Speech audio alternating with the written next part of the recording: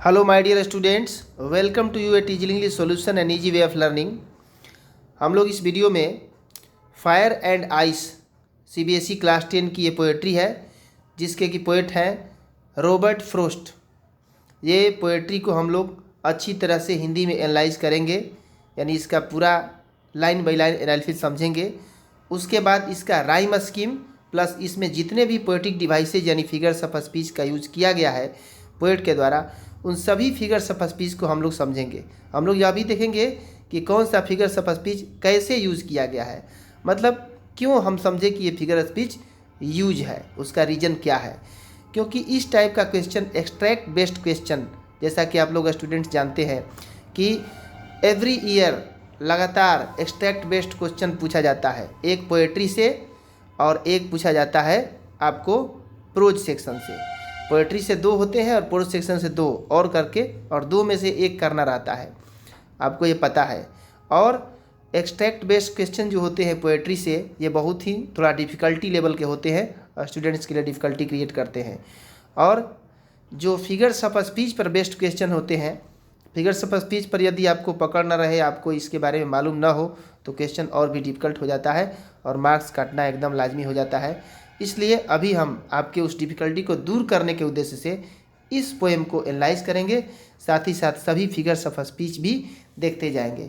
आप easily English solution पर लगातार बने रहिए और आप देखिए, आपके एग्ज़ाम होने से पहले बिल्कुल सारे जितने भी पोएट्रीज हैं आपके बुक में, जितने भी लेसन है, फुली कोर्स को हम कंप्लीट करने जा रहे हैं 10 से 15 दिनों के अंदर। तो आप लगातार देखते रहिए इजली इंग्लिश सॉल्यूशन। तो आइए स्टार्ट करते हैं इस पोएम को। Some say the world will end in fire, some say in ice, from what I have tasted of desire I hold with those who favour fire. देखिए यहाँ पर जो पोएट हैं रॉबर्ट फ्रॉस्ट वर्ल्ड के बारे में एक अवधारणा बनाए हैं, दुनिया के बारे में, और अपने उनका जो अवधारणा है, जो उनका एक्सप्रेशन है, उसके बारे में वो कहते हैं। देखिए यहाँ पर उनका क्या स्टेटमेंट है। कुछ लोग कहते हैं कि यह वर्ल्ड यानी कि यह दुनिया समाप्त हो जाएगी। कैसे? तो आग के माध्यम से, फायर के माध्यम से, यानी आग से यह दुनिया ख़त्म हो जाएगी।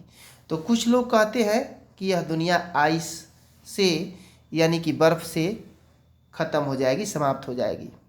तो आगे नेक्स्ट लाइन में कवि कहते हैं कि for what I have tasted of desire I hold with those who favour fire.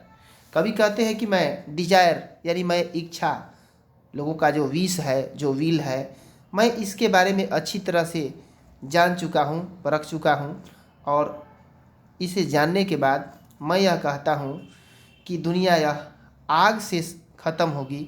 ऐसा जो लोग भी कहते हैं मैं उनका समर्थन करता हूँ। मतलब कि जो लोग इस पक्ष में है कि दुनिया आग से ख़त्म होगी, उसका पोएट समर्थन करते हैं, क्योंकि लोगों की बढ़ी हुई इच्छाओं अपेक्षाओं को देखकर कवि को ऐसा लगता है। और देखिए नेक्स्ट स्टांजा जो है, but if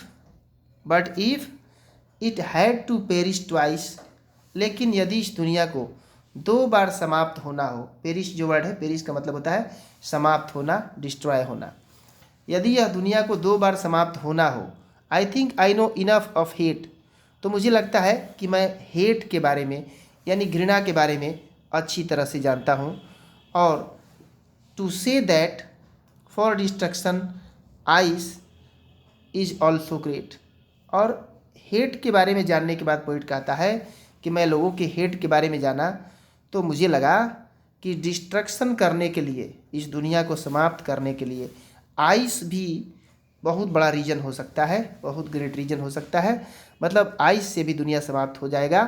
and would suffice, और यह सफिस है, सफिस यानी सफिशियंट है, यानी आइस भी पर्याप्त है। तो यहाँ पर इस पोएट्री में आप देख रहे हैं कि जो फायर है, फायर का कंपेरिजन पोएट ने किस चीज़ से किया है, तो fire here has been compare to desire, fire का कंपेरिजन डिजायर से हुआ है। और यहाँ जो ये स्टांजा है, सेकंड स्टांजा, इसमें देख रहे हैं आप कि हेट को पोएट ने कंपेयर किया है आइस से, यानी आइस को हेट से किया है। ये कंपैरिजन है पोएट का। यहाँ राइम स्कीम की बात करें तो इस पोएम का फर्स्ट जो स्टांजा है इसका rhyme scheme fire ice desire fire.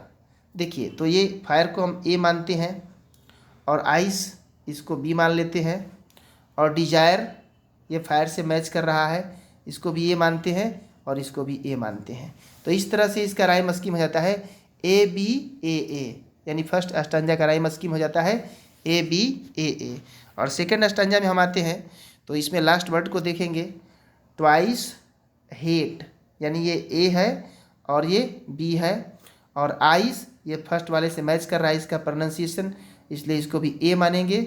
और ये हेट से ग्रेट मैच कर रहा है तो इसको भी बी मानेंगे। और ये सफिस आइस से ये मैच कर रहा है, इसको भी हम ए मानेंगे। तो इस तरह इसका जो राइम स्कीम है ए बी ए, इस तरह से इसका राइम स्कीम है सेकंड स्टांजा का। आइए अब हम फिगर्स ऑफ स्पीच की बात करते हैं जो कि इस पूरे स्टांजा में यूज हुआ है। तो देखिए यहाँ पर भी राइम स्कीम हमने दिया हुआ है कि फर्स्ट स्टांजा का राइम स्कीम है ए बी ए और सेकंड स्टांजा का राइम स्कीम है ए बी ए, ठीक है।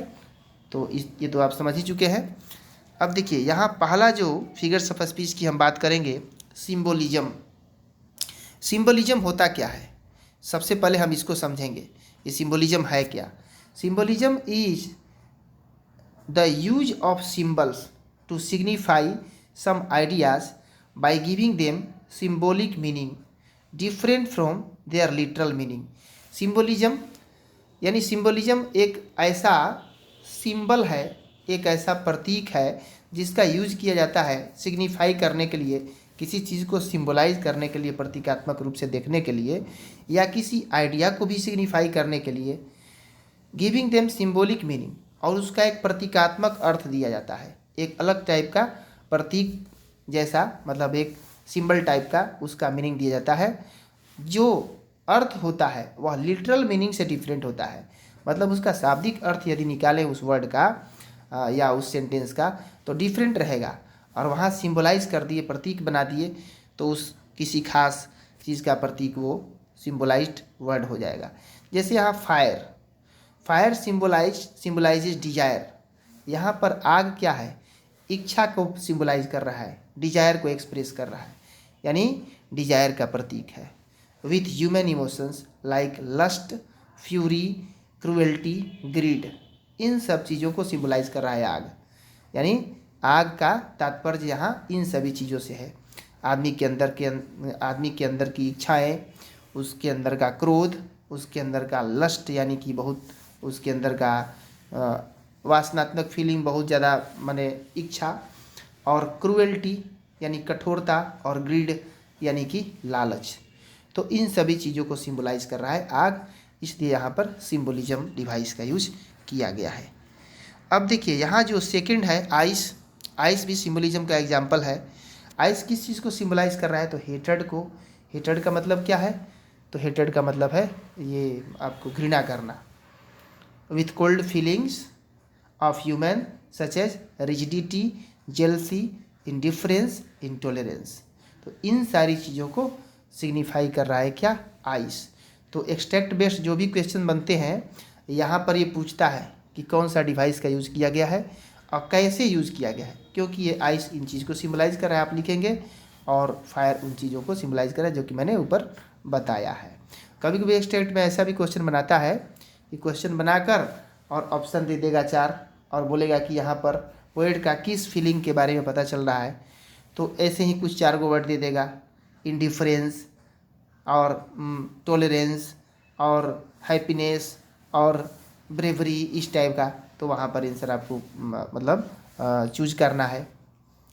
तो इस टाइप का भी क्वेश्चन एक्सट्रैक्ट में दिया हुआ रहता है और दिया हुआ है। इस बार भी जो मॉडल सेट्स हैं उनमें आप देख सकते हैं इस तरह के क्वेश्चंस आए हुए हैं। अब देखिए नेक्स्ट फिगर ऑफ स्पीच की बात करते हैं, इमेजरी।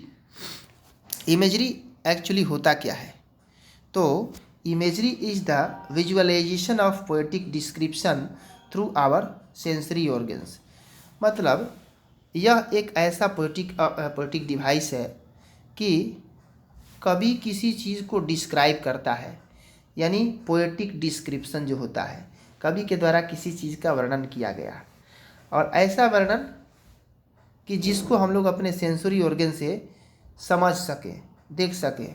मतलब किसी चीज़ के बारे में वर्णन कर दिया तो उस चीज़ को सोच कर और हम लोग के दिमाग में उसका चित्र उभरने लगे कि ऐसा होगा। जैसे किसी के रूप रंग का वर्णन कर देना, या किसी चीज़ के बारे में एक अवधारणा बना लेना। तो ऐसे उस चीज़ को पढ़ने के बाद, उस एक्सप्लेनेशन को पढ़ने के बाद आदमी के माइंड में एक इमेज क्रिएट हो जाता है। तो ऐसे जिस भी पोएटिक डिवाइस में इस तरह का हो रहा है कि एक इमेज क्रिएट हो जा रहा है, तो समझिए कि वह इमेजरी डिवाइस है। The reader would visualise the description. यहाँ पर जो रीडर होता है, पढ़ने वाला, एक विजुअलाइज कर लेता है, इमेज बना लेता है उस पूरे डिस्ट्रक्शन के बारे में, यानी विनाश जो कभी कह रहा है उस विनाश के बारे में यहाँ पर एक विजुअलाइजेशन हो जा रहा है फायर एंड आइस के माध्यम से। The imagery form would depend on how we perceive and imagine in the context being portrayed in the poem। यहाँ पर जो इमेजरी का रूप है, यहाँ इस बात पर डिपेंड करता है कि किस प्रकार से हम लोग अपना एक चित्र बनाते हैं, एक फॉर्म बनाते हैं, एक इमेज क्रिएट करते हैं जो कि पोएम में पोएट के द्वारा पोर्ट्रेड किया गया है और उसके बारे में एक चित्र प्रस्तुत किया गया है। It makes a poem picturesque as images are formed in the minds of the reader.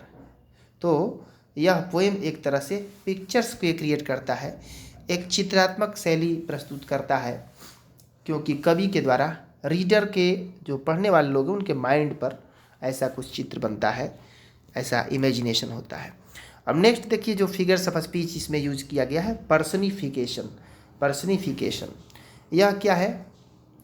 Personification is to assign, यहाँ पर assign human qualities to non living things. In this poem fire and ice are capable to destroy the अर्थ।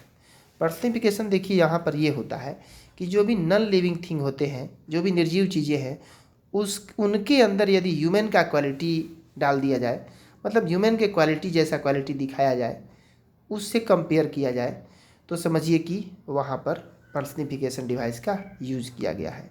यहाँ पर जो fire है और जो ice है, दोनों को पर्सनिफाई किया गया है, दोनों के अंदर ह्यूमन जैसा क्वालिटी दिखाया गया है। ये दोनों अर्थ को डिस्ट्रॉय कर सकते हैं, धरती को समाप्त कर सकते हैं।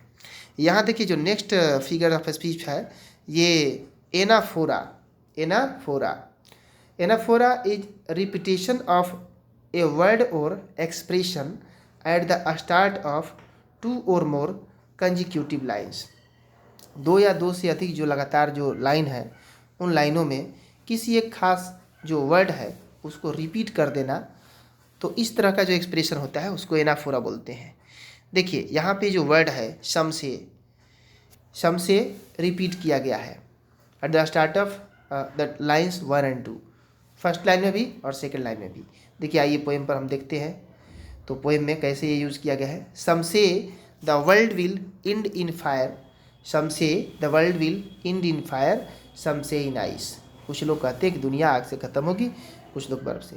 तो दोनों लगातार लाइन है, कंजिक्यूटिव लाइन है, और दोनों में सम से ये वर्ड यूज रिपीट किया गया है। तो इस प्रकार से यहाँ पर एनाफोरा डिवाइस का यूज़ किया गया है। तो आप एनाफोरा को तो समझ चुके हैं अच्छी तरह से। अब देखिए एलिट्रेशन डिवाइस।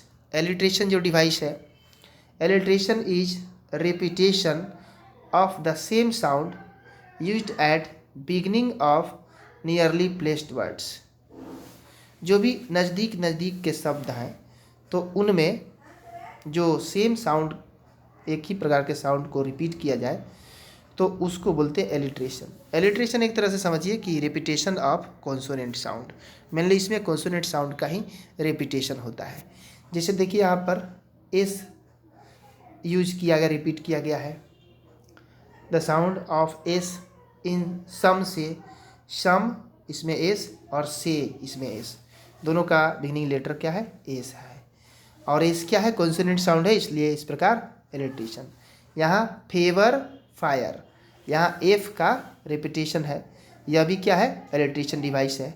और देखिए डब्ल्यू का भी रेपिटेशन है, वर्ल्ड विल, वर्ल्ड विल, ये भी रेपिटेशन ऑफ कॉन्सोनेंट साउंड है सब।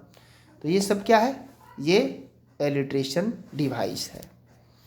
अब देखिए यहाँ ये जो डिवाइस आप देख रहे हैं, एजोनेंस, एजोनेंस क्या है, assonance is the repetition of same vowel, इसमें एक ही भावेल का रेपिटेशन होता है एजोनेंस में, भावेल साउंड का, इन डिफरेंट वर्ड्स, अलग अलग शब्दों में, इन सेम लाइन, एक ही लाइन रहेगा, एक ही लाइन में अलग अलग वर्ड्स में एक ही भावेल का क्या होगा, रेपिटेशन होगा, बार बार रिपीट किया जाएगा।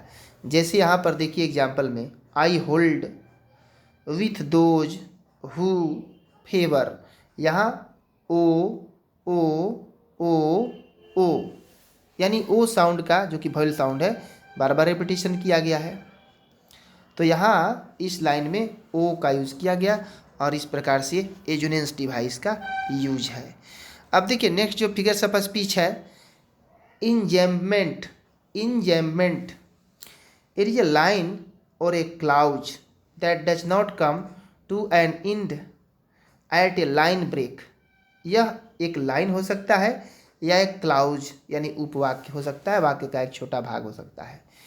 That does not come to an end, जो अंत जिसका नहीं होता है, at the end at a line break, line का जहाँ ब्रेक है, जहाँ तोड़ है, रुकाव है, वहाँ पर भी।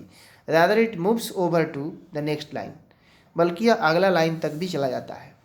This device has been used prominently in the poem, poem के अंदर इस डिवाइस का मुख्य रूप से प्रधानता से एकदम यूज किया गया है। अब देखिए यहाँ पे उदाहरण भी दिया हुआ है,